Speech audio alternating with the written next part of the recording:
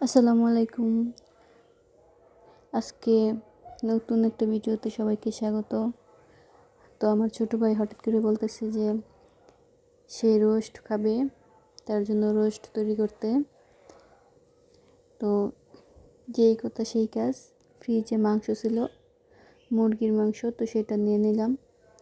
তো সেটা নিয়ে কেটে ধুয়ে তারপর লবণ দিয়ে মেখে রাখা হয়েছে।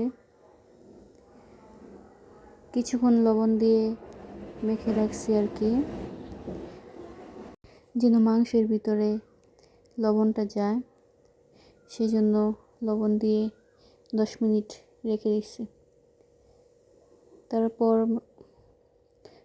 মুরগিগুলো একটু হালকা ভেজে নিলাম, কারণ না ভেজে নিলে আবার খেতে কেমন জানি লাগে।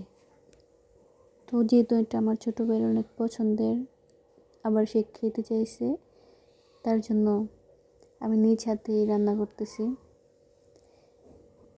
রান্না করতে করতে অনেক রাত হয়ে গেছে। তো এই তো মুরগি ভাজা শেষ। এখন পেঁয়াজ কষানো হয়েছে, সেই পেঁয়াজের মধ্যে দিয়ে দেওয়া হয়েছে।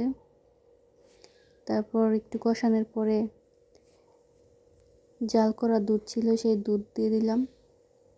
দুধ দিয়ে একটু নাড়াচাড়া করে নামানো হয়ে গেছে। তো এখন আমার পোলাও, যেহেতু রোস্ট খাবে তো পোলাও না রান্না করলে হয়, তো পোলাও রান্না করা হয়েছে। এই যে দেখুন রোস্টের ফাইনাল লুক। রান্নাটা এত মজা হয়েছে, সবাই খেয়ে অনেক প্রশংসা করছে আমার হাতের রান্না। তো পোলাও রান্না রেডি। পোলাও আর রোস্ট অনেক মজা হয়েছে, সবাই বলছে যে না, অনেক স্বাদ হয়েছে।